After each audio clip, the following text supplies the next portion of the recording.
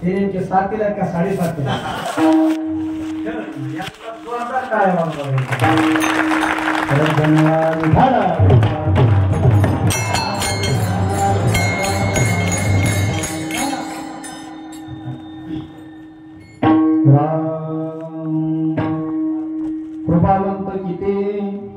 कृपावंत किती दीन बहु अबडते त्यांचा भार वाही माता करी योग क्षेम चिंता भरोनी देवाट करी धरोनी गावी नीट त्यांचा भार वाही माता करी योग क्षेम चिंता तुका म्हणे जीवे अनुसरल्या एक भावे त्यांचा भार वाही माता करी योग क्षेम चिंता यंत प्रविश ममाच मिमां प्रसुता संजीवयत खिल शक्तिधर स्वधामना अन्यांशाश्च चरण श्रवणत्वगादीन प्राणान् नमो भगवते पुरुषाय तुभ्यं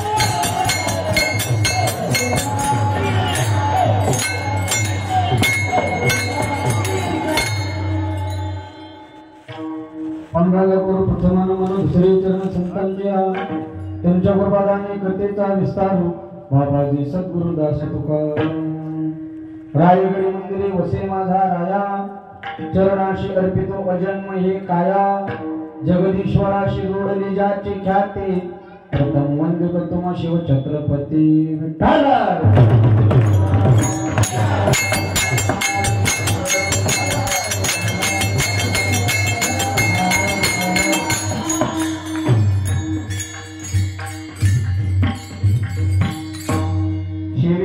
सेवक झालो तुमच्या लागलो निज चरणा अहो स्वामी तुकया देवा यावरी न करावा अभीर कृपावंत किती दीन बहु अबडते त्यांचा भार वाही माता करी योग तुम्ही असं थोडं पुढं कसं काय मागचे इकडे पुढं जागा या पुढे मला माणसाचा व्यवहार पाहिजे या इकडे पुढे जागा इकडे भरपूर जागा आहे इकडे मागं सरकू नाही म्हणजे असं थोडं समोर असलं बोलता येत आहे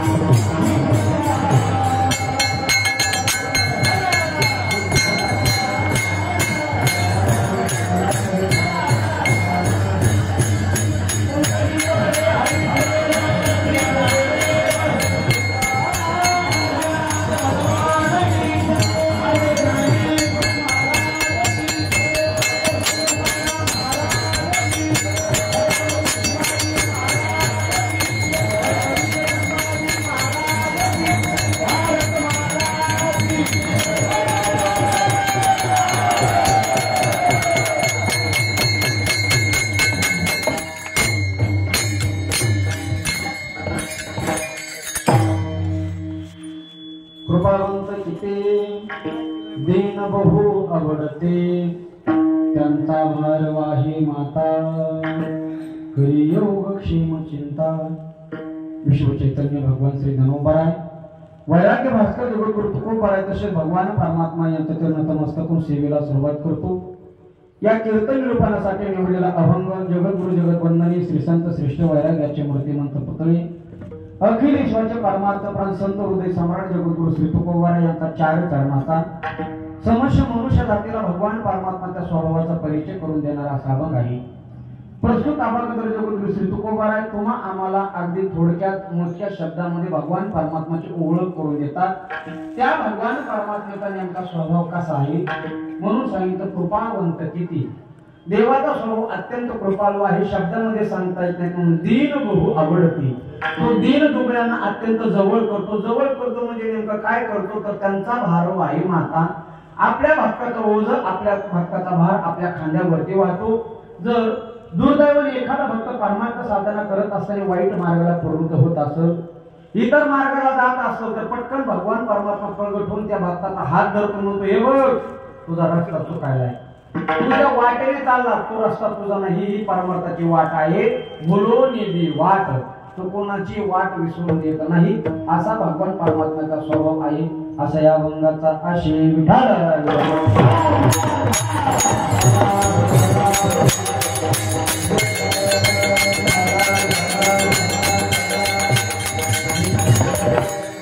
या महाराष्ट्र भूमीला लाभलेली वारकरी संप्रदायाची परंपरा आणि या परंपरेला अनुसरून अत्यंत विराट आणि भव्य दिव्य स्वरूपामध्ये चालत आलेला राम भक्त हनुमान जयंतीच्या निमित्ताने अखंड हरिनाम सप्ताह व ग्रंथराज पंचवेद जगद्गुरु तुकोबराय गाथा पारणे सोहळा गेली 51 वर्षापासून हा कार्यक्रम चालू आहे। मला वाटतं गेल्या वर्षी सुवर्ण महोत्सव झाला आज 51 वर्ष आहे। प्रतिवर्षाप्रमाणे याही वर्षी समस्त गावकरी मंडळीच्या सहकार्याने परिसरातील सर्व उत्कृष्ट गायनाचार्य मृदंगाचार्य कीर्तनकार आचार्य रामायणाचार्य पत्रकार चित्रकार माता मावल्या पुरुष मंडळी सर्वांच्या उपस्थितीमध्ये या कार्यक्रमाला भव्यतेचं आणि दिव्यतेचं स्वरूप प्राप्त झालेलं आहे। आज माझी परमभाग्याने आजची 6व्या दिवसाची कीर्तनरूपी सेवा आज सद्भाग्याने माझ्या वाट्याला आली, त्याबद्दल या कार्यक्रमाचे आयोजक नियोजक संयोजक समस्त गावकरी मंडळी समस्त कार्यक्रम कमिटी मंडळी देणगीदार अन्नदाते माईक सिस्टमवाले मंडपवाले मृदंग वादक गायक सर्वांना कोटी कोटी धन्यवाद देतो। सर्वांच्या वतीने हे 6वा दिवस माझ्याकडे आलेला आहे। आज आवर्जून परिसरातील सर्व उत्कृष्ट गायनाचार्य मृदंगाचार्य कीर्तनकार आचार्य रामायणाचार्य सर्व या ठिकाणी उपस्थित आहेत। सर्वांना कोटी कोटी धन्यवाद देतो ज्यांनी या ठिकाणी सुंदर अशी पंचपदीची सुरुवात केली। आपल्या परिसराचं वैभव आदरणीय श्री हरिभक्त पारायण सुदर्शन महाराजांना सुद्धा कोटी कोटी धन्यवाद ज्यांनी सुंदर अशी या ठिकाणी चाल गायली। माझ्याबरोबर आलेले माझे मोठे बंधू आदरणीय श्री हरिभक्त पारायण बालासाहेब महाराज असाल आणि त्यांना तोला मोलाचं ज्यांनी सहकार्य केलं हरिभक्त पारायण सुदर्शन महाराज यांना सुद्धा कोटी कोटी धन्यवाद। माझ्या बरोबर महाराष्ट्रातील मृदंगाचं दुसरं नाव वैकुंठवासी सुभाषजी महाराज देशमुख सांगायचे बघा कीर्तनामध्ये मृदंग कसा वाजवावा। मला खूप दिवसांनी ते वाक्य आठवलं। गुरुजी म्हणायचे उकळत्या तेलामध्ये जिरे टाकले कसे करतात तडतड तडतड तडतड अशी अगदी मृदंग वादकाचे मोठे तसे तडतड करावे। आज आदरणीय श्री हरिभक्त पारायण आपल्या परिसराचं वैभव मृदंग अलंकार गोपाळ महाराज पंचाळ यांना पाहून मला गुरुजीचे शब्द आठवले। महाराजांच्या संस्थेतील सर्व बाल गोपाल भजनी मंडळ आहेत, सर्व विद्यार्थी महाराजांच्या संस्थेतील आहेत, त्यांना सुद्धा कोटी कोटी धन्यवाद देतो। उपस्थित गावातील बाहेर गावून आलेली सर्व गुणीजन मंडळी टाळकरी मंडळी सर्वांना कोटी कोटी धन्यवाद देतो। या कार्यक्रमाचे आयोजक नियोजक सर्वांना कोटी कोटी धन्यवाद। आदरणीय श्री हरिभक्त पारायण मृदंग अलंकार गोपाळ महाराज पंचाळ यांचे पिताश्री काय नाव कमलाकर महाराज पंचाळ हे देखील आलेले आहेत, बरोबर आहे का।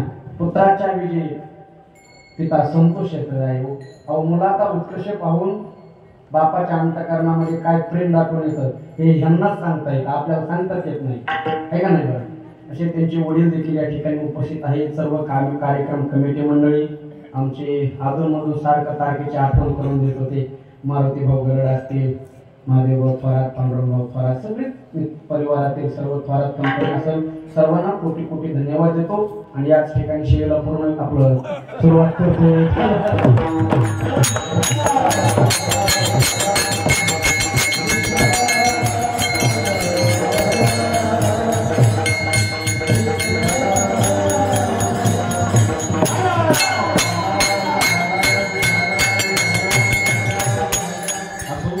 51 वर्षापासून चालत आलेला भव्य दिव्य नाम यज्ञ सोहळा आहे आणि याही वर्षी प्रतिवर्षाप्रमाणे समस्त गावकऱ्यांच्या मंडळीच्या वतीने एकदम या कार्यक्रमाला भव्यता आणि दिव्यत्व स्वरूप प्राप्त झालेला आहे. मला हा कार्यक्रम पाहिला का संत सम्राट ज्ञानेश्वर माऊलीचे गोवे आठवली. माऊली म्हणतात का लावण्याची नभाळी प्रगटे जैसे आगळे अंगणा अंगिके प्रथम वयसा काळी. ओवीचा अर्थ सांगतो. माऊली म्हणतात तारुण्य जे असतं ना ते वयाच्या 15व्या वर्षाला चालू होतं, वयाच्या 25व्या वर्षाला संपत. 25 वर्ष झालं की तिथून पुढे तारुण्य संपत. म्हणून जुन्या काळामध्ये 25च्या अगोदर लग्न करीत होते. का तिथून पुढे तारुण्य राहत नाही महाराज, वयोवृद्ध चालू होतं ना. हा सप्ताह जसं काय तारुण्यामध्ये आलाय पण वयात योजनेमध्ये 51 वर्ष सप्ताह, पण अजूनही सप्ताह तारुण्याच्या मुसमुसीमध्ये सप्ताह आहे. कारण सगळे तरुण मंडळी या कार्यक्रमाला एकदम भरभरून साथ करणारे आहेत. सर्वांना धन्यवाद देतो. ऐका, सेवेसाठी घेतलेला अभंग जगद्गुरु तुकोबारायचा आहे. प्रस्तुत अभंग जगद्गुरु श्री तुकोबाराय साध्या सोप्या शब्दामध्ये आपल्याला देवाची ओळख करून देतात. प्रस्तुत अभंगामध्ये तुकोबाराने भगवान परमात्माचा नेमका स्वभाव कसा आहे आणि देव आपल्या भक्तासाठी नेमकं काय काय करतो हे अत्यंत साध्या सोप्या शब्दामध्ये सांगण्याचा प्रयत्न केलेला आहे. काय आहे महाराज, मनुष्याच्या जन्माला आले तेव्हापासून ते आतापर्यंत, आपण जन्माला आलो तेव्हापासून ते आतापर्यंत प्रत्येक मनुष्य परमार्थामध्ये प्रवृत्त आहे. आपण देवाचे नाम साधना करतो, व्रत वैकल्य करतो, उपास तापास करतो, पण हे सगळं करत असताना प्रत्येक जीवाचं आद्य कर्तव्य आहे की आपण आपल्या देवाची ओळख करून घेतली पाहिजे. देवाला ओळखून केलेला शुद्ध परमार्थ आहे आणि आयुष्यभर परमार्थ केला देवाची आपली ओळख झाली नाही तर तो परमार्थ असू शकत नाही. सोपं आहे ना हो. आपण ज्या देवाची एकादशी धरतो, ज्याचं व्रत वैकल्य करतो, ज्याच्या नावाने एवढा मोठा खर्च आहे हा सप्त्याचा, हे का कमी खर्च आहे का महाराज? ज्याच्या नावाने एवढा मोठा अखंड हरिनाम सप्ताह करायचा, आषाढी पंढरपूरची वारी करायची, म्हणजे आपल्याला सगळ्यात अगोदर पहिली गोष्ट एक माहित पाहिजे, आपण ज्याच्या नावाने हा उत्सव करत आहोत तो देव आहे कसा. बरोबर आहे का नाही? देवाला ओळखून केलेला परमार्थ हा शुद्ध परमार्थ आहे आणि आयुष्यभर नाम साधना केली, आयुष्यभर परमार्थ केला आणि आपल्याला देवच माहित नाही. मग ऐका, तुकोबाराय म्हणतात ती माणसं आंधळी आहेत. कशी आंधळी? आंधळी तुकोबाराय म्हणतात आंधळी ती तुका मने संसारी जिही नाही हरी ओळखेला. ज्या माणसाने हरीला ओळखलं नाही ती माणसं कशी? तुम्ही थोडं बोला, मी थोडं बोलतो, माझी भाषा कळते तुम्हाला, म्हणजे काय अडचण तशी बीड जिल्ह्यात बरं. मी काय लांबचा नाही मला, पण काल 2 दिवस मुंबईला होतो, कोकणात होतो, त्याच्यामुळे मला वाटायला माझी भाषा बदलली काय. नाही कसं आहे, शास्त्र सांगतं शब्दामध्ये फरक आहे बघा. तालुका बदलली की काय बदलती? भाषा बदलती. विहीर बदलली की विहिरीच्या पाण्याची, मी सांगत नाही, शास्त्र असं सांगतं पिंडे पिंडे मतील भिन्ना कुंडे कुंडे नवम पाया जातो जातो नवा ज्याला भिन्ना वाणी मुखे मुखे. प्रत्येकाची भाषा वेगवेगळी, म्हणून काय अडचण, फक्त झोप नका बरं का महिला मंडळी. माझी भाषा कळते ना? तुमच्याकडे लेकीच्या नावावर काय म्हणते? लेकीच्या नवऱ्याला झालं नाही कोणाचं काय म्हणते? मोठ्याने बोलायचं काय? हा जावाई आमच्या पिढीला थालकट म्हणते.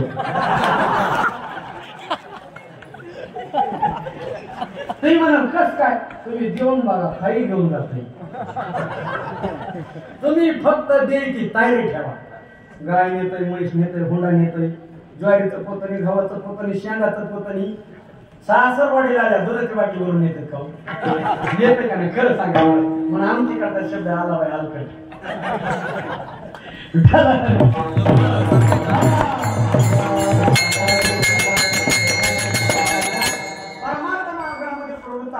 जर देवाचा आपला परिचय झाला नाही तर ती माणसं कशी मग आंधळी. आंधळी तुकोबाराय म्हणजे ते माणसं आंधळी आहेत. आंधळी या शब्दाचा अर्थ आहे मृत्यू लोक आणि मृत्यू लोकांमध्ये जीवन जगून देवच माहित नाही म्हणजे आपण कसे आहोत? आंधळे आहोत. ऐका, माऊलीने याच्यासाठी गोड उदाहरण दिलं. माऊली म्हणतात आता आपण सगळे शेतकरीवर आहोत, बरोबर आहे का? मी शेतकरी, तुम्ही शेतकरी. आपण जर उसामध्ये दारे धरायला गेलो तर उसाच्या कडे मोर निघतात बघा. मोर, एखाद्या मोराने असा पिसारा फुलवला तर त्या पिसाऱ्यावरती अशी नक्षी असते, त्याला काय म्हणतात?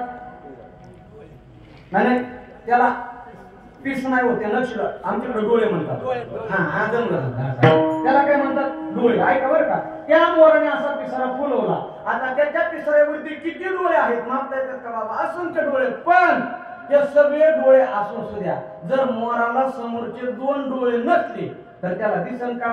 मग त्या मोराला कोणता मोरा म्हणता येईल? आंध्रा तसं आपण परमार्थ मार्गामध्ये सगळ्याच प्रक्रिया करतो आहे का बरं का.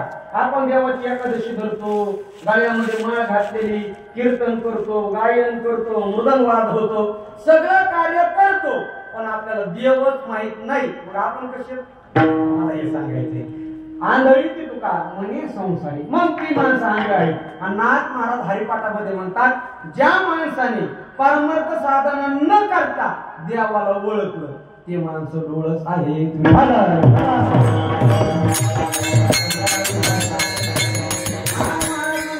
ओळखीला हरी मोक्ष त्याचे घरी सिद्धी सरी. म्हणून ऐका माऊली म्हणतात येर माते नेनुनी भजन. बघा ऐका येर माते नेनुनी भजन ते वायाची गा आणि आन कर्माचे डोळे ज्ञान विषयानंद झाले. मग ते भजन देव प्राप्तीचं साधन असून भोग प्राप्तीचं साधन आहे. येर बहुत जोडती किरटी दयाचे भजने भोगासाठी आणि विषयाती मेरी दृष्टी विषयानंद झाली. अजून सोपं सांगतो. आपण जेवायला बसलो, जेवायला बसल्याच्या नंतर आपल्याला पहिल्या दोन गोष्टी परफेक्ट माहित पाहिजे. पण त्या पहिली गोष्ट जेवाय काय केलं आणि दुसरी गोष्ट पंगत कुणाची.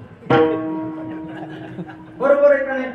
काय पहिली गोष्ट काय माहित पाहिजे एवढं लक्षात ठेवा. जेवायला काय माहित पाहिजे का नाही. आपण जर जेवायला बसलो आता गुलाबजामुनचा बेत केला नेमकी एकादशी जमत का. आपल्याला पहिली गोष्ट काय माहित पाहिजे. तुम्ही थोडं बोला मी थोडं बोलतो फक्त पाकिट मला एक तुम्ही हिस्सा म्हटलं ना आम्ही मग कीर्तन करू लागलो. ऐका पहिली गोष्ट आपल्याला काय माहित पाहिजे जेवाय काय केलं आणि दुसरी गोष्ट पंगत कोणाची. दोन मित्र होते मोटरसायकलवर फिरायला निघले आणि मला खिशामध्ये रुपये नाही काय नाही काय नाही भूक लागली. नेमकं काय करायचं ते म्हणजे गाड्या 28 तारीख आहे.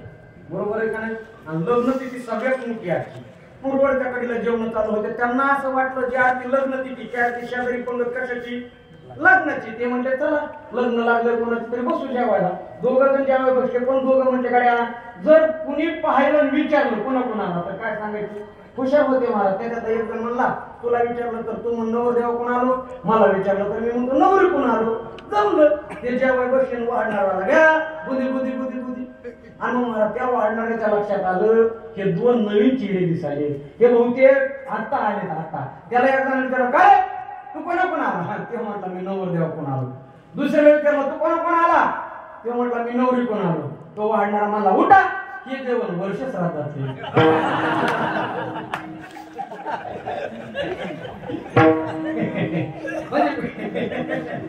पहिली गोष्ट जेवाय काय केलं, दुसरी गोष्ट पंगत कुणाची. तसं आपण ज्या देवाची माळ गळ्यामध्ये घालतो ज्याच्या नावाने एवढा मोठा सत्ता करतो आपल्याला अगोदर तो देव कसा हे तर माहित पाहिजे. महाराज पाहिजे का नाही. अजून सोपं सांगतो. आपण ज्या गुरुकडून माळ घालणार आहोत किमान आपल्याला हे माहित पाहिजे तो गुरु माळकरी आहे का. रात्री कीर्तन झालं माझ्याकडे एक जण आला म्हणला महाराज मला माळ घाला. मी म्हणलं दादा तुझ्या गावात मी 2-3 वर्षापासून येतो. म्हणलं हो. मग गेल्या वर्षी तुझ्या गावात कीर्तनाला आलो होतो तुझ्या गावात माळ होती. म्हणलं होती. मग यंदा परत कशासाठी घालायची. ते म्हटलं ज्याच्या हातून घातली होती ते काल नदीवर मासे पकडतात असं जमून का. म्हणून आपल्याला अगोदर आपलं आद्य कर्तव्य आहे की आपण आपल्या देवाचा परिचय करून घेतला पाहिजे. महाराज आम्हाला कळालं काय देव ओळखून परमार्थ करावा पण देव ओळखायचा कसा. बरोबर आहे का नाही. आता ऐका बरं का संत वाङ्मयाच्या आधारे साधू संतांच्या आधारे 3 प्रकारे आपल्याला देवाची ओळख करून घेता येते. देवाचा ना आपला परिचय 3 प्रकारे येतो. नंबर 1 देवाचं स्वरूप ओळखावं. नंबर 2 देवाचं सामर्थ्य ओळखावं. आणि नंबर 3 देवाचा स्वभाव ओळखावा. 3 प्रकारे देव ओळखतो. पहिलं देवाचं स्वरूप ओळखावं. दुसरं देवाचं ताकद सामर्थ्य ओळखावं. आणि तिसरं देवाचा स्वभाव ओळखावा. बघा अजून सोपं करून सांगतो. आता उन्हाळा चालू झाला संपत आलाय जवळजवळ 1 महिन्यात राहिला आता उन्हाळा. आणि महाराज आपल्या सनातन धर्मामध्ये तुळशीचे लग्न झाले की विवाह चालू व्हायचे. बघा नवरीकडचे नवरदेवाकडं नवरीकडचे नवरदेवाकडचे नवरीकडे पाहायला जायचे जुने माणसं आहे का नाही. मग 4-5 जण पाहायला जायचे नवरदेव पाहायला जायचे होते का नाही. आता नाही जावं लागत का. आता फोन करून सांगतात पप्पा लग्न झालं. हे जुन्या काळामध्ये तुमच्या काळामध्ये तुम्ही जायच्यात. बघा तुम्ही जर नवरदेव पाहायला गेला तर तुम्ही किती गोष्टी पाहतात. 2-4 गोष्टी पण प्रामुख्याने 3 गोष्टी. कोणत्या ऐका बरं का. नवरदेव पसंत करायचा का नाही 3 गोष्टीवरून ठरतं. नंबर 1 त्या नवरदेवाचं स्वरूप कसं आहे. नंबर 2 त्या नवरदेवाचं सामर्थ्य कसं आहे. नंबर 3 त्या नवरदेवाचा स्वभाव कसा आहे. या 3 गोष्टी पाटल्या तरच नवरी द्यायची, नाहीतर द्यायची नाही. पहिली गोष्ट त्या नवरदेवाचं स्वरूप कसं आहे. स्वरूप म्हणजे तो काळा आहे का गोरा हे नाही.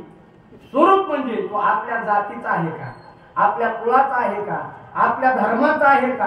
बाबा कुठून तरी तोड्यानं तोडा पाहुणं रावलं जुळतं का पाहत होतात का नाही. बरं नातं लागलं की लगेच पोरगी द्यायची का. नाही नाही, लय ना टाकलाय पण भिकारी जमन का. म्हणजे दुसरी गोष्ट काय पाहिजे त्याची. स्वरूप पटलं पण मुलगी द्यायला तयार नाही. अजून काय राहिलं. सामर्थ्य. सामर्थ्य म्हणजे काय, तो किती शिकलेला आहे, त्याच्याकडं नोकरी कोणती, त्याच्याकडे बँक बॅलन्स किती, जमीन किती, आणि तू कुठं चिटकालेला आहे. जमलं काय. म्हणजे तो कुठं चिटकालाय का, म्हणजे ह्याला कुठं नोकरी आहे का. हे काय झालं त्याचं सामर्थ्य. आता ह्या 2 गोष्टी पाटल्या लगेच नोकरी द्यायची का. आता काय राहिला. हे लय महत्वाचं आहे का बरं का. दोन्ही गोष्टी तुम्हाला पटल्या बरं का. नवरदेव नंबर 1 गड्या, खानदानी कोळातला, आपल्या पाहुण्यातला आहे, आणि संपत्ती अख्खा तालुका विकत देईल, पण स्वभावच चांगला नाही. जमन का. स्वभाव माहित पाहिजे. नेमका तो 5 वाजता हरिपाठ करतो का झुलत येतो हे माहित पाहिजे ना. झुलत येणे वाक्यात प्रयोग करा त्याला का. बाजारातून पिशवी घेऊन गटारीत पडणे, झुलत येणे. या 3 गोष्टी जर चांगल्या असल्या तरच काय द्यायची, नवरी द्यायची. तसं ऐका, आता आपल्याला त्या पांडुरंग परमात्म्याच्या गळ्यामध्ये मंगळसूत्र घालायचे तुळशीचं. मग त्याच्यासाठी 3 गोष्टी आपल्याला माहित पाहिजेत का देवाच्या. पहिली गोष्ट देवाचं स्वरूप कसं, म्हणजे कसं देवाचं स्वरूप बरं का. संत वाङ्मयाला विचारलं, संत वाङ्मयाला आम्हाला काय वेदाला विचारलं ना. मग वेदांनी भगवान परमात्म्याचं 2 प्रकारे स्वरूप सांगितलं. देवा व ब्रह्मणो रूपे मूर्तंच अमूर्तैवचः. 2 प्रकारे देवाचं स्वरूप आहे. म्हणजे कुठलं देवा व ब्रह्मणो रूपे 2, मूर्तंच अमूर्तैवचः. मूर्त आणि अमूर्त. मूर्त म्हणजे सगुण साकार, अमूर्त म्हणजे निर्गुण निराकार. म्हणजे सगुण साकार म्हणजे काय, म्हणजे सगुण साकार म्हणजे जो भगवान परमात्मा विटेवरती उभा आहे.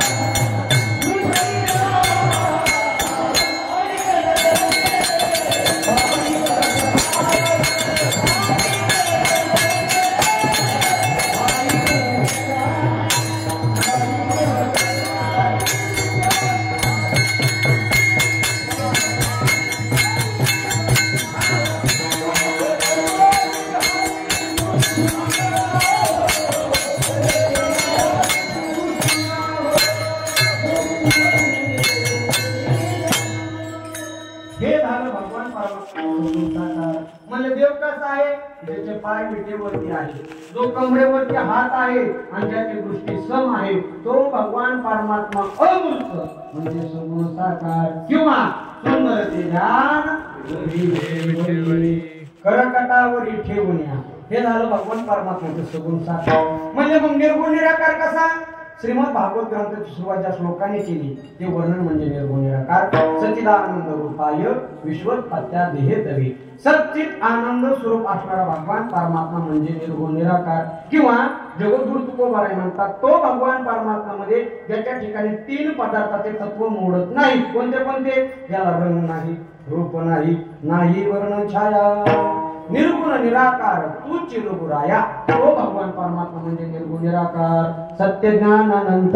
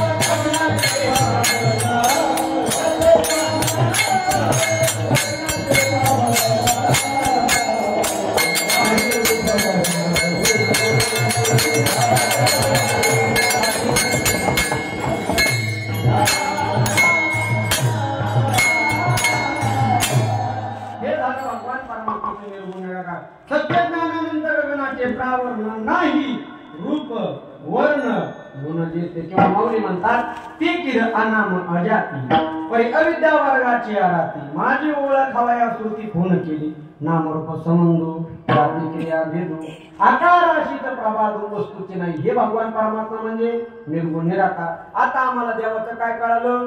स्वरूप कळालं. पण स्वरूप कळाल्याबरोबर पोरगी द्यायची का? आता काय कळायचं त्याचं? सामर्थ्य. म्हणजे मग देवाचं सामर्थ्य कसं आहे? ऐका बरं का, या विश्वामध्ये सगळ्याला जे स्वतः बळीवंत म्हणून घेणारे जे देवता आहेत त्या सगळ्याचा बाप आमचा पांडुरंग परमात्मा आहे. जो या देवाचाही देव बळ्या माझा पंढरपूर. आपलं सामर्थ्य आपण तयार केलेलं सामर्थ्य. ऐका बरं का, आपलं सामर्थ्य लौकिक नाही मारत. आपलं आपण काही माणसांनी तर स्वतः मोठेपणा सिद्ध करण्यासाठी मान सुरुवात लावले. मला मोठेपणा 4-5 माणसं समोर असते त्याचे. आमचे साहेब लई मोठे. आम्ही कीर्तनाला चालू होतो, तालुक्याचं गाव लागलं बघा, आणि त्या तालुक्याचा एक नेता होता, साहेब होता, त्याचा वाढदिवस होता. आता आम्हाला काही एवढी गडबड नव्हती म्हणून गाडी सावकाश चालू होती आणि ते बॅनर लावलेले होते, साहेबांना वाढदिवसाच्या हार्दिक शुभेच्छा. मी म्हणलं आपण बॅनर माप तरी किती, कारण सगळे बॅनर तिथेच होते. इकडच्या कडीपासून तिकडच्या कडीपासून बॅनर मापले तर 100 बॅनर भरले. किती? लक्षात ठेवा बरं का, 100 बॅनर भरले. मी म्हणलं ज्या आरती 100 बॅनर लागले त्या आरती साहेब मोठे असले पाहिजे. 5 मिनिटांमध्ये वाढदिवसाच्या शुभेच्छा देऊन पुढे कीर्तनावर जाऊ. गाडी महागारी फिरवली, साहेबाच्या घरी गेलो. म्हणलं साहेब वाढदिवसाच्या हार्दिक शुभेच्छा. ते म्हणजे महाराज तुम्ही वेळ काढून कसं काय? अहो म्हणलं यावंच काढून सगळ्या तालुक्यात तुमचेच बॅनर लागले.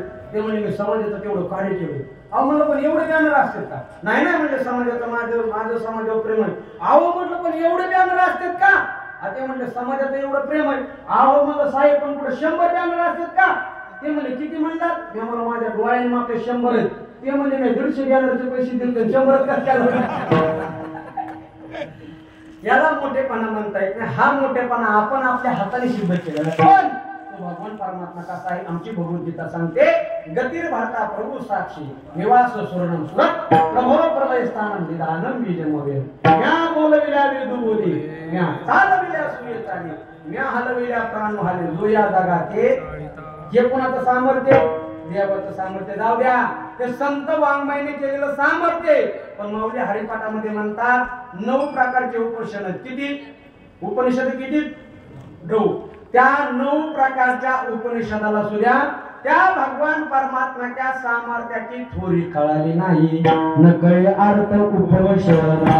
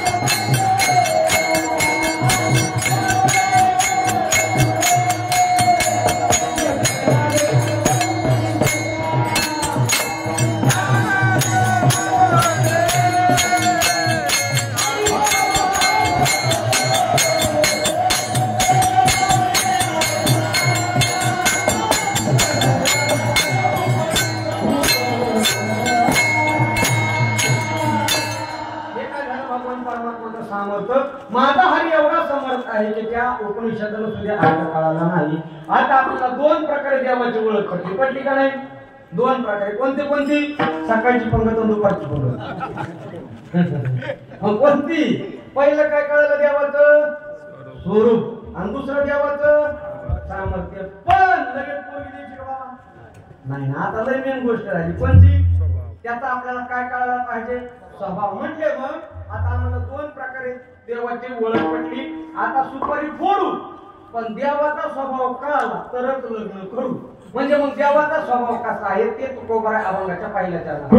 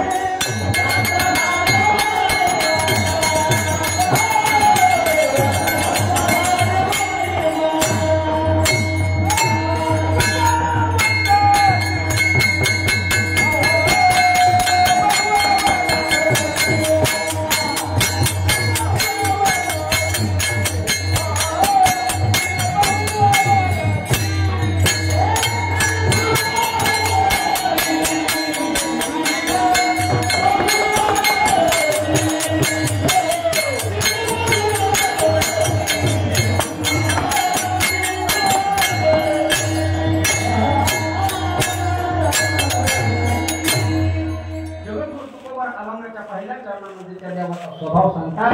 म्हणजे देवाचा स्वभाव कसा आहे?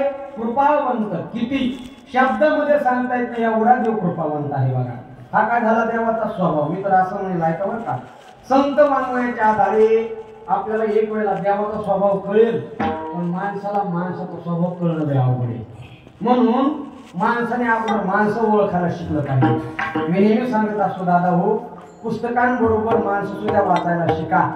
कारण पुस्तक हे ज्ञान देतात, माणसं मात्र अनुभव देतात. आणि पुस्तकी ज्ञानापेक्षा जीवन जगण्यासाठी अनुभवाचं ज्ञान असतं जास्त असं वाटतं.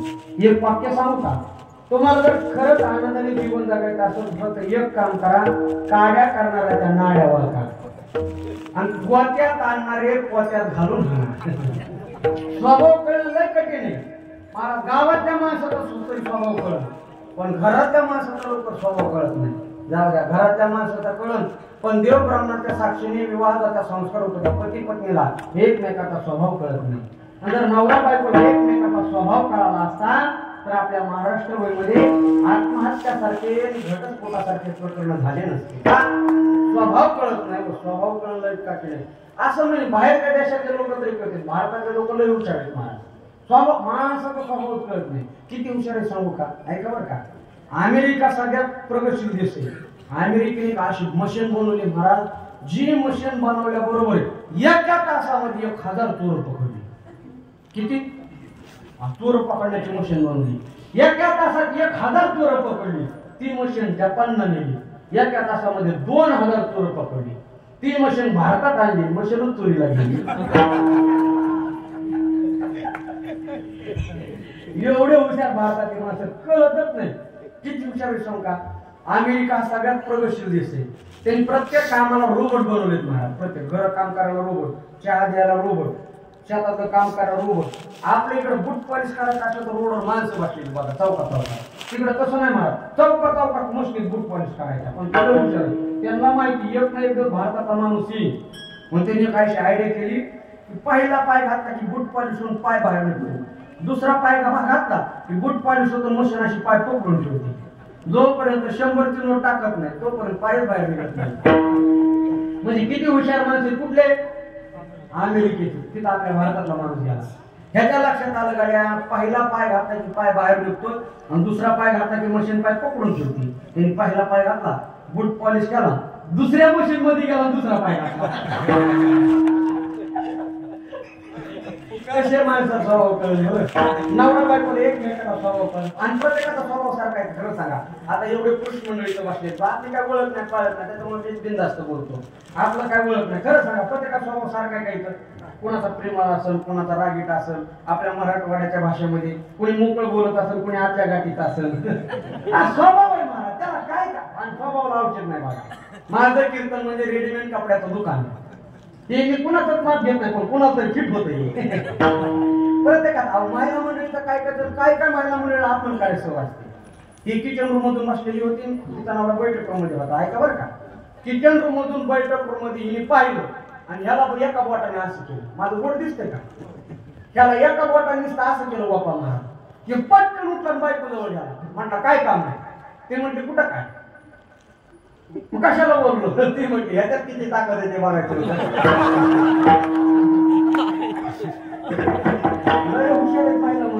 नवऱ्याचा कुठं हात म्हणजे ना, मी खोटं बोलत नाही. एका महिला मंडळी नवऱ्याला सहज विचारलं, उगं सहज काय काय सव असते बरं का, उगं काय काय सव असते, उगं घेणं देणं, कंदी लावून येणं आणि येण्याच्या खिशाला 3-3 येणं. त्या महिला मंडळी नवऱ्याला विचारलं, म्हटली होय होय. तो म्हटला काय, ती म्हटली तुम्हाला धाराव करता येतं का. ते म्हटलं नाही बा. ते म्हटली काय हो, तुमच्यापेक्षा माकड बरे भरा भरा भरा भरा झाडावर करते. त्याला असला राग आला ना, माकडा भिंती काढ. त्यांनी 15 दिवस प्रॅक्टिस केली. कशाची 15 दिवस प्रॅक्टिस केली. 15व्या दिवशी बायको जवळ गेला, म्हणला हे बा मला आता असं भरभरा झाडावर करता येतं. ते म्हटली मग माकडा तुमच्यात काय फरक आहे.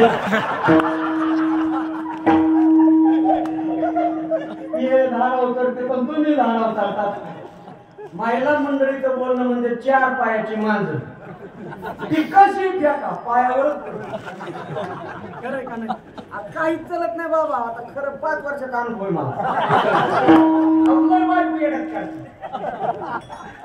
आता तुम्ही घरचे कोणाला सांगू नका, नाही तर तुम्ही म्हणता महाराजांनी घरचं सांगितलं. खरंच मला एक दिवस माझी बायको म्हणजे महाराज तुम्हाला काहीच काम नाही, माझ्या मागे किती काम आहे. म्हणलं काय काम आहे सांग बरं. ते म्हणजे सकाळी उठायचं, स्नान करायचं, डबा करायचा, लेकराला आंघोळ घालायची, त्यांना कपडे घालायचे, त्यांचं दप्तर भरायचं, पाठी दप्तर टाकायचं, डबा भरायचा, 2 हातामध्ये 2 लेकरून घ्यायचे, शाळेतून सोडायचं. मी म्हणलं लईच काम म्हणलं. एक दिवस मला कीर्तन नव्हतं, ते मला मी करतो, तू टेन्शन घेऊ नको. मी सकाळी उठलो, बायको नुसती बघत होती.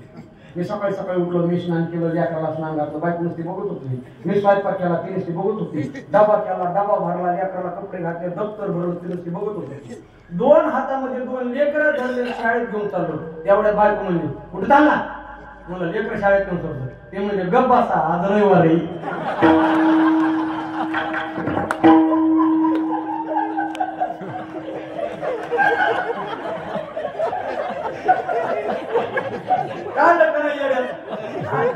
खरंय महाराज, आम्हाला नुसत्या तारखात माहिती, वारच माहिती.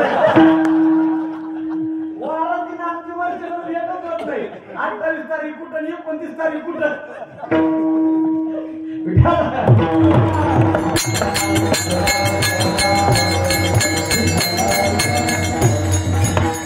आपल्याला देवाचा स्वभाव सांगतो बघा.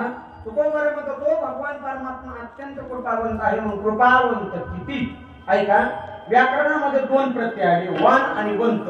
इथं तुकोबराने वान पंत न वापरता वंत प्रत्यय वापरला. म्हणजे कृपावान आणि कृपावंत 2 शब्द आहेत. पण दोघांमध्ये एवढी फरक आहे, ज्याच्याकडे थोडी कृपा आहे त्याला कृपावान म्हणतात, आणि ज्याच्याकडे भरपूर कृपा आहे त्याला कृपावंत म्हणतात. ज्याच्याकडे थोडी दया आहे त्याला दयावान म्हणतात, ज्याच्याकडे भरपूर दया आहे त्याला दयावंत म्हणतात. ज्याच्याकडे थोडं धन आहे त्याला धनवान, आणि ज्याच्याकडे भरपूर धन आहे त्याला धनवंत. म्हणून इथं कृपावान न म्हणता कृपावंत म्हटलेलं आहे. तुम्ही जर जुनी छत्रपती शिवरायांची प्रतिमा पाहिली तर त्या प्रतिमेखाली काही शब्द असायचे बघा. जुन्या काळात, ब्लॅक अँड व्हाईट काळातली, धनवंत, कीर्तिवंत, औदार्यवंत, स्वराज्यवंत, श्रीमंत, यशवंत, का वंत म्हणजे आनंद. ज्या शब्दाचं कुठेही मोजमाप होत नाही त्याला वंत म्हणतात. म्हणून तुकोबा इथं देवाला कृपावान किती न म्हणता कृपावंत किती म्हणतात. या विश्वामध्ये 4 तत्व कृपावंत आहे. 4 तत्व. पहिलं तत्व आहे मायबाप कृपावंत आहे. दुसरं तत्व आहे वेद कृपावंत आहे. तिसरं तत्व संत कृपावंत आहे. आणि चौथं तत्व भगवंत कृपावंत आहे. पण या 4 तत्वापैकी 2 तत्व कृपावान मध्ये बसतात आणि 2 तत्व कृपावंत मध्ये बसतात. कसं? पहिलं तत्व मायबाप कृपावंत आहे आणि असायला पाहिजे. कशामुळे मला सांगा, आईच्या अंतःकरणामध्ये जे मुलाविषयी प्रेम आहे ते शब्दामध्ये सांगता येतं का? नाही. आई किती महाराज, मी तर असं म्हणत तुकोबाराय म्हणतात, मातेची या चित्ती आवडी बाळाचीच व्याप्ती. आईच्या अंतःकरणामध्ये आपल्या मुलाचं भलं व्हावं, मुलाचं कल्याण व्हावं, मुलाला नोकरी लागावी हे कोणाचं चित्तामध्ये असतं? आईच्या. आईसारखं बापासारखं प्रेम मुलावरती कोणीही करू शकत नाही. म्हणजे मायबाप कृपावंत असायला पाहिजे का? तुम्ही सांगा आता. अहो, आईच्या अंतःकरणाचं किती प्रेम आहे. दुर्दैवाने एखाद्या माता मुलीचे 9 महिने 9 दिवस पूर्ण झाले, तिला धावत पळत दवाखान्यामध्ये नेण्यात आलं. डॉक्टरने सांगितलं दादासाहेब अवघड झालं. म्हणजे काय झालं? आता बाळ आडवं आलेलं आहे. आता एकच पर्याय, एक तर बाळ वाचन नाहीतर आई वाचन. पटकन सांगा उत्तर काय काय करायचं? ऐका बरं का. नवऱ्याने एका क्षणाचा विलंब करता डॉक्टरला उत्तर दिलं, डॉक्टर साहेब माझी बायको वाचली पाहिजे, माझी पत्नी वाचली पाहिजे. सासू सासऱ्यांना विचारलं तुमचं काय मत आहे? त्यांनी उत्तर दिलं, डॉक्टर साहेब आमच्या घरची सून वाचली पाहिजे, आमच्या घरची लक्ष्मी वाचली पाहिजे.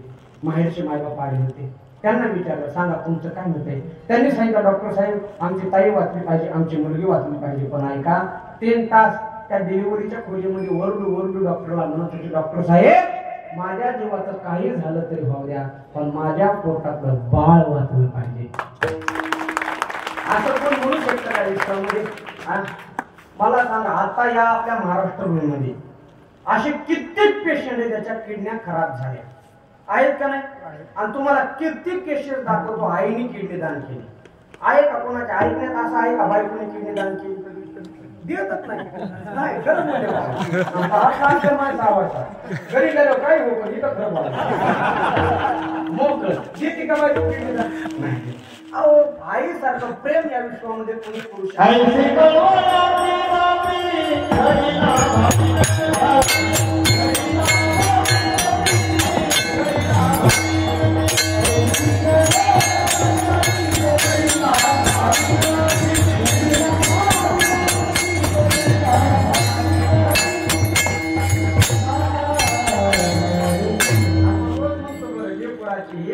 हे माऊलीचे ऐशी कळवळ्याची जाची करी लाभावी न प्रीती. म्हणजे मायबाप कृपावंत असं पाहिजे का नाही? बोला आता, पाहिजे का नाही? पण तुकोबाराय म्हणतात थांबा, लय मायबापाचं वर्णन करू नका. म्हणजे का? मायबाप कृपावंत होऊ शकत नाही. म्हणजे कशामुळे? आईच्या अंतःकरणामध्ये प्रेम आहे, पण स्वतःच्या पोरावरती का शेजारच्या पोरावरती? म्हणजे संकुचित प्रेम आहे, विस्तारित प्रेम नाही. म्हणून मायबाप फक्त कृपावान आहे, कृपावंत नाही. महिला मंडळ तुम्ही जाग्यात ना? तुम्हाला एक प्रश्न विचारतो, खरं बोलायचं, लबाड बोलायचं नाही. कीर्तनामध्ये महाराज स्वतः लबाड कोणीच बोलत नसतात. ऐका, खरं सांगा, तुमचं प्रेम जेवढं तुमच्या मुलावरती तेवढं नंदेच्या पोरावरती का? तुम्ही म्हणता नंद कीर्तनाला आलेली हे कशाला विचारायला? खरं सांगा, आहे का तेवढं प्रेम? बरं, नंदात लय आमची गोष्ट, जेवढं प्रेम तुमचं तुमच्या मुलावर करता तेवढं भाऊजाईच्या दावाच्या पोरावर करता का? नाही करत. म्हणजे आईचं प्रेम संकुचित आहे का विस्तारित आहे? संकुचित आहे. म्हणजे मायबाप कृपावंत का कृपावान आहे? कृपावंत होऊ शकत नाही. दुसरं तत्व सांगितलं वेद कृपावंत आहे. कशामुळं? ऐका, अहितापासून काढिती ही तर येऊन वाढवी नाही सुती परोती माऊली जगा जो जगी समान सुकृपू हिता हित दाविता झाला दीपू अमन्य केला बापू वेदुजेने. कसं जगावं, कसं मारावं, काय खावं, काय खावं हे पण शिकवतात आपल्याला वेद. म्हणजे वेद कृपावंत असायला पाहिजे का नाही? पण माऊली म्हटले थांबा, वेदात सुद्धा लय वर्णन करू नका. का? म्हणजे वेद श्रीमंत आहे पण जरा कंजूस आहे. बहुतेक श्रीमंत माणसं कंजूस असतात. म्हणून तर श्रीमंत होतात. वेद हा श्रीमंत आहे. वेद संपूर्ण होय ठाई परिकृपणो ऐसा तुझा नाही लोकांनी लागला ती वर्णाचाची. म्हणजे वेद कृपावंत नाही, वेद कृपावंत आहे. आता 2 तत्व राहिले. पहिलं तत्व आहे संत.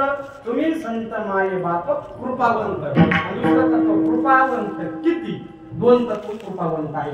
म्हणजे देव किती कृपावंत आहे आता प्रमाणासाठी पाठ आहे. फक्त ऐका. दिले इंद्रिय हात पाय, जेणे हा जीव दिला हे जीव कोणी दिलाय. मग देव ही कृपा कोणाची. जाऊ द्या महाराज. 2-3 वर्षापूर्वी एक महामारी आली होती. कोणती. आपल्या इकडे सुद्धा आली असेल आहे का नाही. महाराज मोठमोठे कोट्यावधी प्रॉपर्टीचे माणसं मेले का नाही. 2020 आणि 21 ला एवढा मोठा कोरोना काळ होऊन गेला. पण आज 2024 चालू आहे. जवळजवळ कोरोना काळाला 4 वर्ष झाली. 3-4 वर्ष झाली. पण 3-4 वर्षाच्या नंतरही या धर्म मंडपामध्ये आपल्याला कीर्तन ऐकायला जिवंत ठेवलंय. हे उपकार कोणाचे. देवाचे. म्हणून कृपावंत किती. मला सांगा बरं एवढा मोठा कोरोना काळ होऊन गेला ह्याच्यात एक तरी माणूस मेलाय का. मेलाय कोणी. हात वर करा. 1 कोटी रुपये जाग्यावर देतो. फक्त हात वर करा कोरोना काळात मेलोय म्हणून. हा या मला बऱ्याच जण हारी घालून आली त्यावेळेस हाय हाय बाय बाय करून आले ना. पण मेलं नाही. काही कृपा कोणाची. कृपा. तुम्हाला जर खोटं वाटत असेल ऐका. उद्या सकाळी उठा. धाराशिव तुम्हाला जवळ.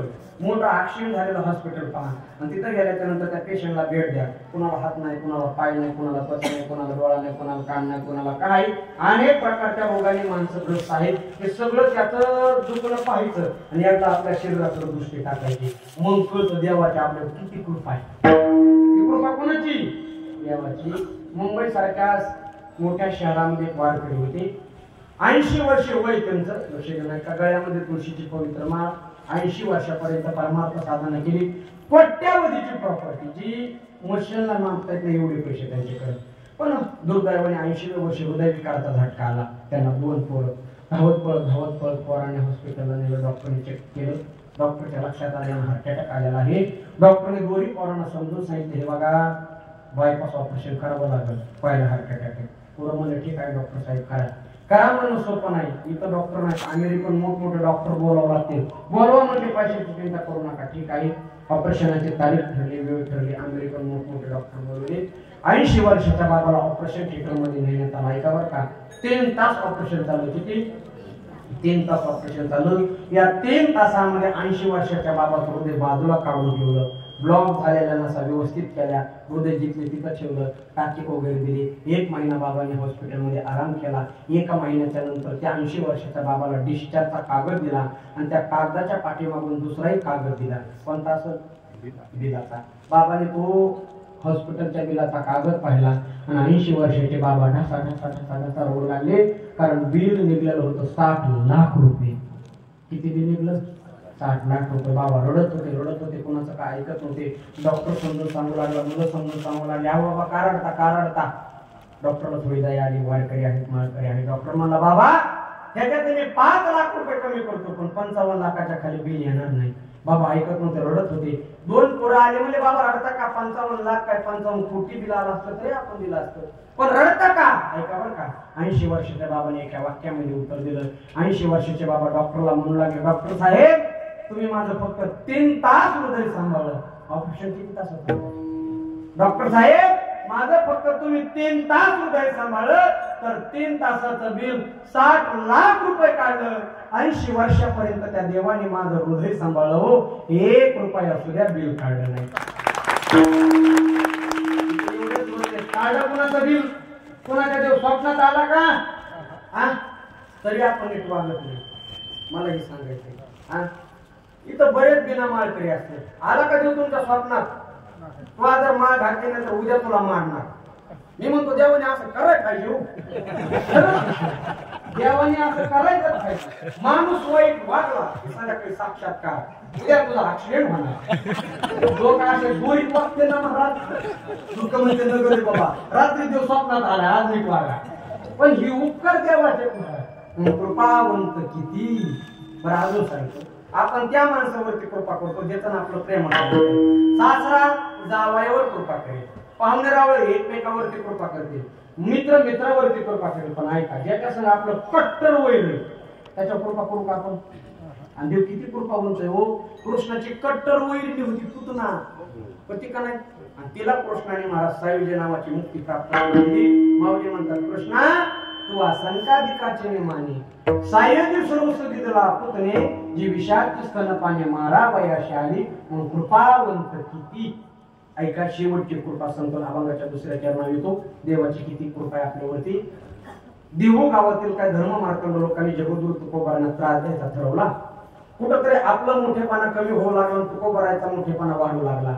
आणि मग महाराज त्या गावातील लोकांनी मिटिंग भरवली आणि जगद्गुरु तुकोबाराचा पंचमेध गाथा पाण्यामध्ये बुडवला. बघा तुकोबारला वाईट वाटू लागलं. लोक तुकोबाराची निंदा करू लागले. काय महाराज, जर तुम्हाला प्रपंचही करता आला नाही, जर तुम्हाला परमार्थही करता आला नाही, प्रपंच करायला गेला तर तुमची एक पत्नी स्त्री एक अन्न करिता गेली आणि परमार्थ करायला गेला तर तुमचा गाथा पाण्यामध्ये बुडवला. तुकोबारला वाटलं गड्या आपलं काय खरे, देवना संसार तुका दोहीकडे जोर अशी अवस्था झाली का काय. म्हणून तुकोबाराने देवाबरोबर भांडण चालू केलं आणि 13 दिवसाचं उपोषण चालू केलं. किती 13 खडतर साधना चालू केली. अन्न पाण्याचा त्याग केला.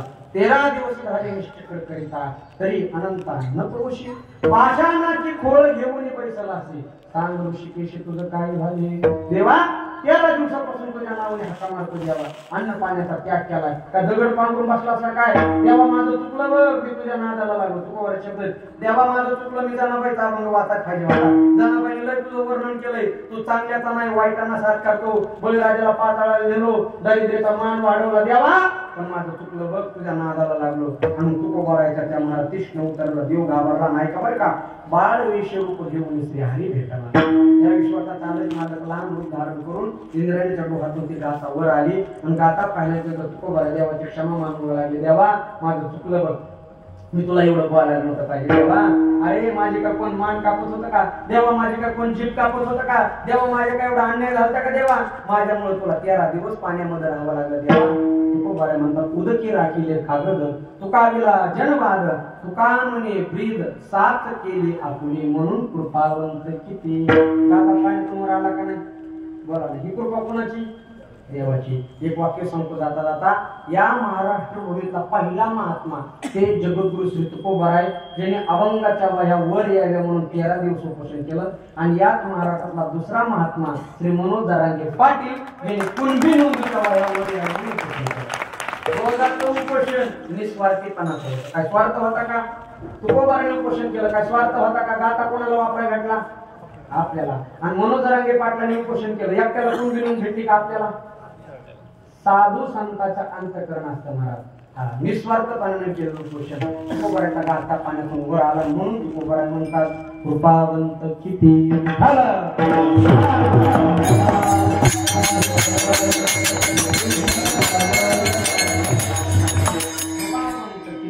दीन बहु आवडती. देवाला दीन दुबळी जरा जास्त आवडतात बरं का.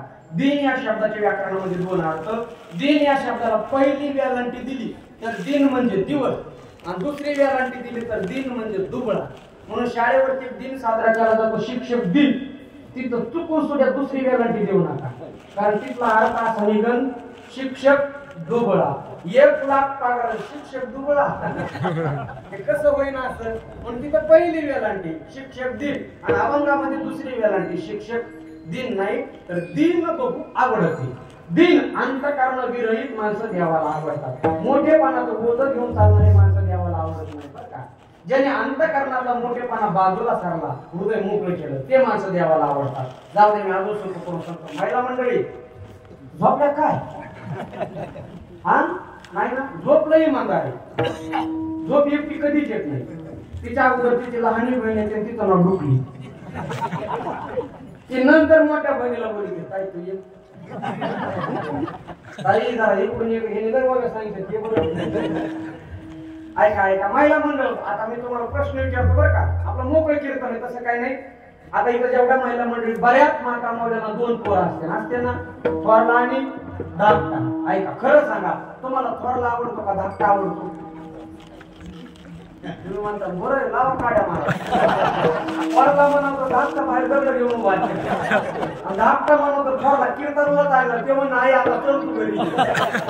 तुम्हाला सांगता येतं का मला की मुख्या काका तुम्ही सांगता येतं का नाही. मी सांगतो ऐका. तुकोबारायचा गाथा म्हणून सांगतो. तुकोबाराय म्हणतात दोन्ही उभयता आपणची व्याली आवडीची चाली भिन्न भिन्न ती. दोन्ही पोरं एकाच आईच्या उदरातून जन्माला येतात पण आई भेदभाव कसा करते बघा बघा. एक थोरला असतो 5 वर्षाचा. 5 वर्षाच्या मुलाला आई जवळ घेते, वाटीत दूध घेते, काला तुरते, त्याच्या पुढे वाटी ठेवते. पण त्या मोठ्या पोराच्या पुढे वाटी ठेवते. त्याला काय म्हणते माहिती का? माझं पोरग लय हुशार झाले, लय मोठं झालंय. आता कसं गुलगुलू बोलतोय. अख्ख्या गावात ह्याच्यासारखं कुणी हुशार नाही.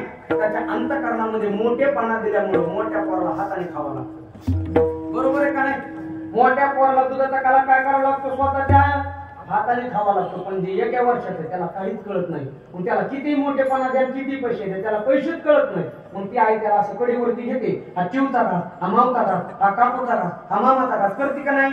आता सांगा, तुम्ही मोठ्याला खाऊ घालता का लहान्याला? आता तरी सांगा. हा, लहान्याला. मोठ्याला का खाऊ घालत नाही? किंवा मोठा झाला, किती उत्तर सोपं आहे. तो मोठा झाला म्हणून त्याला खाऊ घालायचं नाही, जो लहान आहे त्याला खाऊ घालायचं. तसं भक्तीमध्ये जो मोठा झाला, त्याने अंतःकरणामध्ये मोठेपणा धारण केला. देव त्याला म्हणतोय सुरून गेला लांबरा. त्याने अंतःकरणाचा मोठेपणा बाजूला काढून गेला. दीन बहु आवडती, त्याला दीन दुबळे अत्यंत आवडतात. मग तो भगवान परमात्मा आवडीच्या लोकांसाठी काय करतो? आपण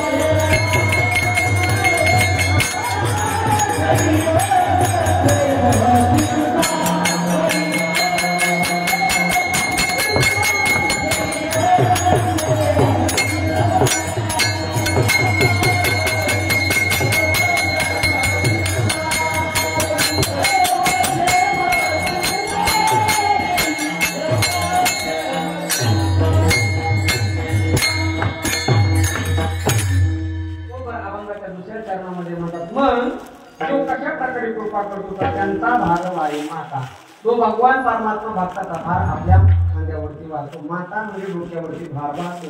करी योग क्षेम चिंता. अभंगाच्या दुसऱ्या चरणामध्ये शंकाशी देव भक्ताचा भार वाहतो. भक्ताकडे भार असतो का? बरं, ज्या भक्ताकडे भार असतो त्याला भक्त म्हणतात का?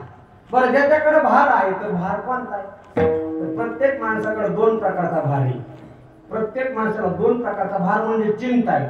पहिली चिंता आहे भुक्तीची आणि दुसरी चिंता आहे मुक्तीची. नाही, मुक्तीची.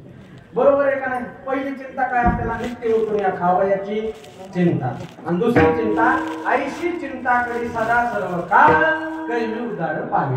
ही पण दुसरी चिंता. पण एकदा का देवाचा आपला परिचय झाला, देवाची आपली ओळख झाली की त्यांचा भार वाये माता. ऐका का? भुक्ती मुक्तीची चिंता दैन्य नाही दरिद्रता, तुका म्हणे दाता पांडुरंग ओळखिण्या. या देवाचा आपला परिचय झाला की आपोआप भार वाहतो, पण तोपर्यंत भार वाहत नाही. ऐका बरं का बाबा, तुमचं नाव काय? हा, चंद्रकांत थोरात. सगळी थोरात कंपनी. ऐका बरं का, मी पुतळच बोलत कीर्तन करणारा माणूस आहे. तुमचं नाव चंद्रकांत थोरात, माझं नाव इंद्रजित रासाळ. ऐका, तुम्ही मला ह्याच्या अगोदर कधी पाहिले का? नाही. माझं नाव माहित होतं का? नाही. आपली कुठे भेट झाली का? नाही. आपली ओळख होती का? नाही. म्हणजे आपला अगोदर परिचय मोकळा बोलतच काय अर्थ नाही. आपली काय ओळख नव्हती. तर मी 2-3 महिने पुढे असं पुढे कीर्तन चालू होतो. कंपनी अचानक मला तुमच्या गावावरून पुढे जायचं होतं. तुमच्या गावामध्ये आलं का अचानक मला 10,000चं काम मिळलं. माझं पैसेच नाही, फोन पे नाही, काय नाही, काय नाही, काय नाही. कारण मला तुम्ही दिसला. आता तुमच्या माझी ओळख होती का? मी म्हणलं भाऊ आपला काय परिचय नाही, काय नाही, पण काही करा, पण मला 10,000 रुपये द्या. तुम्ही दिले असते का? आपण मोकळ बघा, दिले असते का? नसते दिले. का दिले नसते? हा, तुम्ही बोला ना. तुम्ही कार्य करते, पण आप का दिले नसते? ओळख नव्हती म्हणून. ऐका नाही, आता तुमचं नाव चंद्रकांत थोरात, माझं नाव इंद्रजित रासाळ. आपले काय झाले आता? आता 10,000 मागितले. बघा, पण कीर्तन झालं द्या. नाही नाही, ऐका ऐका, मी अगोदर 10,000 मागितले तरी तुम्ही दिले नसते. का दिले नसते? ओळख नव्हती म्हणून. आता आपला परिचय झाला, तुम्ही काय म्हणले? आता काय म्हणले? बस, माझा सिद्धांत आहे, जोपर्यंत देवाची ना आपली ओळख होत नाही, देव आपला भार वाहत. एकदा का देवाची ना आपली ओळख झाली, बस त्यांचा भार वाहे माता. भगवान परमात्मा भक्ताचा ओझ आपल्या खांद्यावरती वाहतो, पण त्याच्या अगोदर आपली ओळख व्हावी लागते. ओळख होणे म्हणजे काय? करी योगक्षेम चिंता, त्यांचा भार वाहे माता. योगक्षेम म्हणजे काय? अप्राप्तसे प्राप्ती योग, प्राप्तसे प्रतिपालन क्षम. आयुष्यामध्ये कधी न मिळणारी वस्तू भेटणं त्याला म्हणायचं योग, आणि भेटलेली वस्तू टिकणं त्याला म्हणायचं क्षम. म्हणून माणसाने परमार्थामध्ये देवाची ओळख करून घ्यावी. तत्पर राहावं, सावध राहावं. घोड्यासारखा परमार्थामध्ये चालत नाही, देवाची आपली ओळख झाली पाहिजे. 2 प्रकारे महाराज, अज्ञानी वेगळे आणि मूर्ख वेगळे. लक्ष देणार का बरं का? अज्ञानी म्हणजे काय सांगू तुम्हाला? ज्याला कळत नाही त्याला अज्ञानी म्हणतात. बरं का? ज्याला कळत नाही त्याला अज्ञानी म्हणतात, पण ज्याला कळत नाही हेही ज्याला कळत नाही. काय काय माणसं त्याला आवड आहे, काय कायला कळत नाही हेच त्यांना कळत नाही, आणि हेच त्यांना कळत नसल्यामुळे आपल्यालाच कळत नाही. मी एसटीने प्रवास करीत होतो, एसटीने. आता नाही कधी, आता जागाच नाही आम्हाला. त्यांना झालंय हाफ तिकीट आणि तुम्हाला झालंय फुकट. काय काय एसटी जागा? महिला मंडळीला हाफ तिकीट झालं, मला नाही आनंद झाला होता बाबा. नाही आख्या महाराजात तुला आनंद झाला नाही, तेवढा मला आनंद झाला महिला मंडळी हाफ तिकीट झाल्या. ते म्हणतात कस काय? मी म्हणून आता टेन्शनच नाही, माझी बायको 8 दिवसाला माहेरला जाते. हसू नका, पहिल्या टेस्टनी सासू आली म्हणजे जावई आता हाफ तिकीट झाले, 8 दिवसाला येत म्हणलं ये गो ये. मी एसटीने प्रवास करीत होतो, माझ्या शेजारी एक माणूस बसला. माणूस एकच होता, त्याने 2 तिकीट काढले. माणूस किती होता? 1 तिकीटची काढले. मी म्हणलं सांगत आता तुम्ही दोघं आहेत का? तो म्हणता नाही महाराज मी एकटाच आहे. म्हणलं मग 2 तिकीट कशासाठी? ही म्हणला एक हरपलं तर. मी म्हणतं तसं पहिलं हरपलं तसं दुसरं हरपलं तर. ते म्हणला मी काय एवढा येडा आहे काय? माझ्याजवळ बसचा पास आहे. तुम्हाला जर येडे माणसं बघायचे असते नाही का, पुण्यामध्ये येरवाड्या पहा, नाव ऐकून असतं ना. पुण्यात त्या येरवाड्याच्या एका येड्याने नळ चालू केला. ऐका बरं का, ऐका. नळ चालू केला, नळाकडे असा हात रुमाल झाला. डॉक्टर तिथून चालले होते. डॉक्टरने येड्याला विचारलं, येड्या काय करायला? येऊ मला मासे पकडायला. कशा वाटत? हा तुम्ही झोपले काय? कशा वाटत? डॉक्टरला वाटतं येडच आहे, त्याच्या कुठं नादाला लागता.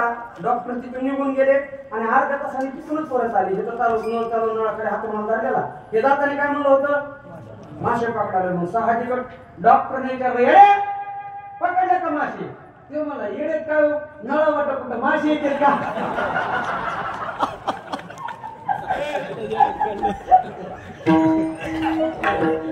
नेमकं येणं कोण? 1999 साली तिथे जाधव नावाचे डॉक्टर होऊन गेले येरवाड्यामध्ये. त्याने एक प्रयोग केला होता. त्यांनी काय केलं, ते एवढे सगळे येडे एका हॉलमध्ये बंदिस्त केलं, हॉलमध्ये डीजे लावला. डीजे डीजे लावला. येड्याला काय म्हणते माहिती का एवढ्यात, हे बघा काय नाचा तिथे नाचा. कोणाला म्हणजे पण कशावरती? लग्नापुढे शाणे कसे नाचतात ह्याच्या नाचाला येडे कसे नाचत असते. जी एवढे उड्या मारायला लागले मला, पण एक एवढं नाचत नव्हतं. असं गपचिप होतं, गपचिप असं गपचिप. जाधव डॉक्टर त्याच्या जवळ गेलं, म्हटलं काय ते सगळे नाचायला लागले, तू का नाचत नाही? ते म्हणला मी नवर देव आहे.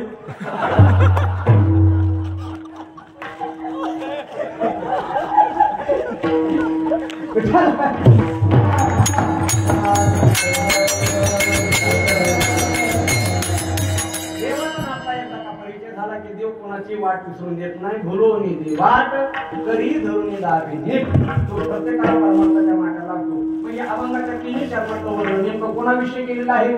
जो भक्त देवाला अनुसरून भक्ती करतो. त्याचं अभंगाचं शेवटचं चरण. तुका माने दिवे, तुका माने दिवे, तुका माने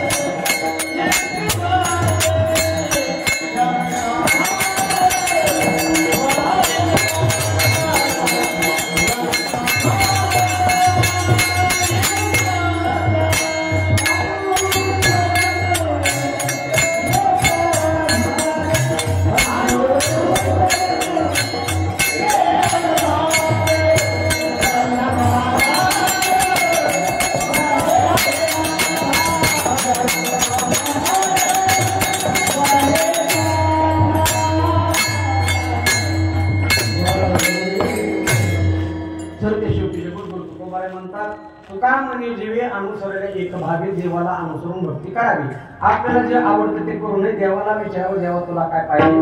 नारदाने नारद भक्ती सूत्रामध्ये एक सूत्र सांगितलं. महात्म्य ज्ञान वस्तू सदृढ सर्वतोधिका स्नेहो भक्ती रीती ख्यातातया मुक्तिर्नच अन्यथा. अर्थ आहे का? मनुष्याच्या अंतःकरणामध्ये देवाविषयी पराकोटीचं महात्म्य ज्ञान असावं. त्या महात्म्य ज्ञानाने देवाला अनुसरून केलेली भक्ती म्हणजे खरी भक्ती. अनुसरल्या एक भावी तुका म्हणे जीवी. व्यवहारिक माणसं जेवायला येणार असली की त्यांना विचारावं जेवा काय करायचं. बरोबर आहे त्यांनी आजीने विचारलं महाराज काय करायचं. म्हणलं काही काळ आपण भाकर करा. का विचारावं. अनेक लोकांना अनेक अडचणी खाण्याच्या आहे का नाही. बरं उदाहरणार्थ तुम्ही सुंदर पुरणपोळीचा स्वयंपाक केलेला आहे आणि त्याला जर त्याचा काही त्रास असेल तर का तसं जसं पाहुणे रावल्याला विचारावं तुम्हाला जेवाय का करायचं. देवाला विचारा तुला भक्ती कशी पाहिजे. आलं का लक्षात? आपल्याला लय आवडते म्हणून आपण करायचं नाही. आम्हाला गुलाबजामुन आवडते. आपण समोर त्याला शुगर आहे ना मरण ना ते खाऊन. तुम्हाला लय आवडते तुम्ही करा तुम्हीच खा. पण समोर त्याला कशाला मारता. तसं ऐका लय आपल्याला आवडतं तू परमार्थ चलत नाही. देवाला काय आवडतं ते विचारावं. अनुसरले एक भावे. देवाला काय आवडतं काय मला काहीच आवडत नाही. थोर प्रेमाचा त्याला संकोच नाही. तुमच्याकडे किती धन आहे तुमच्याकडे किती पद मोठे देव म्हणत नाही. त्याचं लय मोठं पद आहे त्याच्या हाताने माझी पूजा करा अजिबात नाही. ते माणसाने दिलेलं लावून राजकारण नाही. खरं सांगू का मी कष्ट बोलणारा माणूस आहे. पांडुरंग परमात्मा 2 वेळेला खरा ढाढसा रडत असतो. एकदा कार्तिक वारीला आणि एकदा आषाढी वारीला. म्हणेन का म्हणेन गाड्या नेमक्या माझ्या 2 दिवस आहेत. कार्तिक एकादशी आणि आषाढी एकादशी ह्या दिवशी सगळे भ्रष्टाचार येऊनच माझी पूजा करते. खरं का नाही. रडत असेल का नाही देव पूजा. आयुष्यभर वारकरी येऊन पूजा करते तर मेन एकादशीला येऊन पूजा करते. ज्यांना देव माहीतच नाही पण देवाला विचारावं देवा भक्ती कशी करावी. अनुसरले एक भावे तुका म्हणे जीवे. एकदा झोपलेले जागे व्हा आणि फक्त पुरुष मंडळी 2 हातावर इकडं अंधारात बसलेले. अंधारात ते झोपले काय तुम्ही पाय लावून अंधारात ते कर हातावर तंबाखू टाकून द्या बाबा आता गेले हातावर इकडचे पुरुष मंडळी वाट्यावरचे कटावरचे ना राहू द्या काल्याच्या कीर्तनापर्यंत तुम्ही म्हणता तुला पुढच्या विषयी तर नाही काय आता मोठ्या प्रेमाने भजन